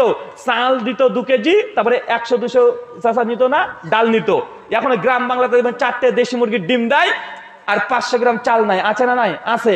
এটা পরিবর্তন হয়ে গেল সোনা রূপার কয়েল, এটা পরিবর্তন হয়ে গেল কাগজের টাকা। এখন কাগজের টাকা পরিবর্তন হয়ে কি হচ্ছে? Electronic money. সেই সংখ্যা দেখবেন, এটা আপনার টাকা, মানে সংখ্যা যা টাকা আপনার এটাই। আপনি যত টাকা রোজগার করেন না কেন, ইহুদিদের এই ফান্ড থেকে জিন্দেগিতে আপনি বেরোতে পারবেন না, কখনো বের হওয়া সম্ভব নয়। রাত্রি যদি মনে করে, যারা যুবক যারা মোবাইল ব্যবহার করে তারা জানো, আপনার অ্যাকাউন্টে আপনি পাসওয়ার্ড দিয়েছেন, বা চাইলে ওরা পাসওয়ার্ড চেঞ্জ করতে পারবে কি পারবে না? খুব কঠিন কাজ। যারা সার্ভারে বসে কাজ করছে না, আপনি ভাবছেন যে পাসওয়ার্ড তো আমার, ওরা জানবে কিভাবে? আরে ভাই, পাসওয়ার্ড তোমার কি? ওদের কাছে গোপন কিছু নেই, সব কিছু ওরা। তোমার মোবাইল, তুমি টাকা রেখেছো phone pay, Google pay, Amazon pay, ব্যাংকে টাকা রেখেছো, ওরা যখন তখন ইচ্ছা করলেই তোমার পাসওয়ার্ড বাদ দিয়ে ও নতুন একটা পাসওয়ার্ড দিয়ে দিতে পারে। পারে কি পারে না? এর জন্য যন্ত্র দৃষ্টান্ত দিই, অনেক সময় ব্যাংকে দেখবেন ভুল করে একজনের অ্যাকাউন্টে টাকা চলে যায়, বা যায় কি যায় না? যায় না। যখন দেখছেন হঠাৎ 50,000 টাকা ঢুকে গেছে, বা আপনি একটা অ্যাকাউন্টে ভুল করে 50,000 টাকা মেরে দিয়েছেন, ভুল করে চলে গেছে। এখন তারপরে ব্যাংকে গিয়ে অ্যাপ্লিকেশন করছেন, দাদা আমি আসলে ভুল করে দিয়ে দিয়েছি। ব্যাংকের ম্যানেজারের সঙ্গে যদি সম্পর্ক ভালো থাকে, সঙ্গে সঙ্গে ওই টাকাগুলোকে সেই স্টপ হ্যাঙ্গিং করে দিতে পারে কি পারে না? হ্যাং করে দেবে সঙ্গে সঙ্গে। যখন দেখবে যে না ঠিকই তো বলছে, সে টাকাটা ভুল জায়গাতে চলে গেছে, যদি ম্যানেজারের সঙ্গে সম্পর্ক ভালো থাকে, সঙ্গে সঙ্গে হ্যাং করে দিতে পারবে। টাকা তুলতে পারবে না ওই ব্যাংকের মালিক যার অ্যাকাউন্টে ঢুকেছে। ওই শুধু দেখবে সংখ্যা আছে, তা তুলতে আছে, টাকা নাই। পারে কি পারে না? তো ব্যাংকের ম্যানেজারের যদি এই এখতিয়ার দিয়ে দেয় একটা ব্রাঞ্চ মালিককে, যে কোনো অ্যাকাউন্টকে হ্যাং করে দিতে পারবেন, বা টাকা শুধু শো করবে কিন্তু টাকা তুলতে পারবে না, তো ভাই গোটা বিশ্ব জগৎ যারা পরিচালনা করছে, অ্যাকাউন্টেন্টস গোটা বিশ্ব জগতে অর্থনীতি পরিচালনা করছে, তাদের কাছে আপনি কিভাবে ভাবলেন আপনার টাকাটা সংরক্ষিত আছে? আল্লাহ সুবহানাহু ওয়া তাআলা মুসলিম জাতিকে ফিতনা থেকে তুমি হেফাজত করে, সকলে পড়ি আল্লাহুম্মা আমিন। সর্বত শুধু আপনাকে এই কথা বলার উদ্দেশ্য হচ্ছে এটা, গোটা বিশ্ব জগতে মুসলিম জাতি আজকে নির্যাতিত, নিষ্পেষিত, লাঞ্ছিত, বঞ্চিত, পদদলিত। কারণ দুইটা, একটা হুব্বুদ দুনিয়া, দুনিয়ার প্রতি মোহ ভালোবাসা, আর কারিয়াতুল মাউত, আর মৃত্যুর প্রতি অনীহা, মৃত্যুকে ভয় করা মুসলমান জাতি। এই দুটো কারণে গোটা বিশ্ব জগৎ আজকে এই পরিস্থিতি। আল্লাহ সুবহানাহু ওয়া তাআলা মুসলিম জাতিকে এই কথাগুলো আরো স্পষ্টভাবে তাদের অন্তরে গেঁথে দাও, সকলে পড়ি আল্লাহুম্মা।